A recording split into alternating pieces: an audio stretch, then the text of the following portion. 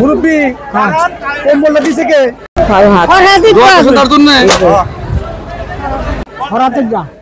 লোক কেমন? ভালো। তারা কি দোয়া করছেন? আর দোয়া করছি বড় তুমি কে দিছে চাচি? ফরহাদ ইকবাল। খুশি হয়েছেন? হ্যাঁ খুশি। দোয়া করছেন তার জন্য? দোয়া করবো সকলে, দোয়া করবো না।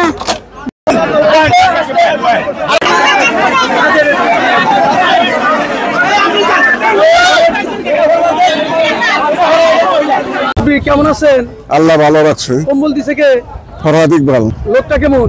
খুব ভালো লোক। কম্বল দিল কে? ফরহাদ ইকবাল। আজ ফরহাদ ইকবাল দিছে। তার জন্য দোয়া করছেন? দোয়া করছি। লোক কেমন? ভালো।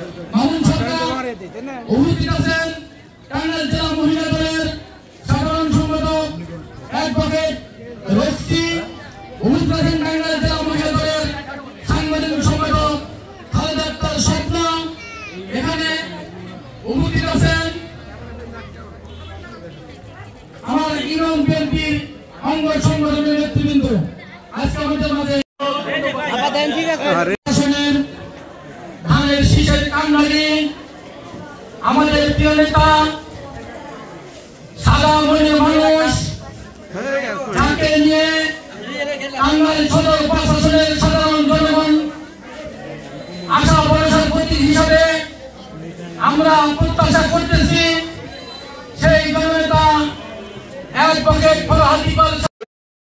ঘর বাড়িতে থাকতে পারি নাই, স্ত্রী সন্তানদেরকে বাড়িতে রেখে দিনের পর দিন মাসের পর মাস আমাদেরকে পালিয়ে থাকতে হয়েছে। আমার এই রাজনৈতিক জীবনে অনেকবার আমাকে জেল খেতে হয়েছে। 40 বছরের রাজনৈতিক জীবনে প্রায় 4.5 বছর জেলখানায় কাটাতে হয়েছে। তবু আমরা আপোষ করি নাই। মানুষের ভোটের এবং ভাতের অধিকার প্রতিষ্ঠা করার জন্য আমরা আন্দোলন করছি এবং ইনশাল্লাহ আমি বর্তমান সরকারকে বলতে চাই, অবিলম্বে নির্বাচনের ব্যবস্থা করুন। সংস্কারের অবশ্যই প্রয়োজন। সংস্কার একটা চলমান প্রক্রিয়া। আমরা মনে করি কোন টেবিলে বসে সংস্কার হবে না। জাতীয় সংসদে বসে নির্বাচিত জনপ্রতিনিধিরা সংস্কার করবে এবং একটি নতুন বাংলাদেশ গড়ে তুলবে। আমি বক্তব্য দীর্ঘায়িত করতে চাই না, পরিশেষে বলতে চাই, আমি আপনাদের এলাকার ছেলে, চর এলাকার সন্তান। আমি প্রায় 20 বছর যাবত জাতীয় সংসদ নির্বাচনের জন্য এই সদর 5 আসনে কাজ করে যাচ্ছি। আমাদের যে নেতা মেজর জেনারেল মাহমুদ হাসান বারবার এই জায়গায় ইলেকশন করেছেন, এমপি হয়েছে।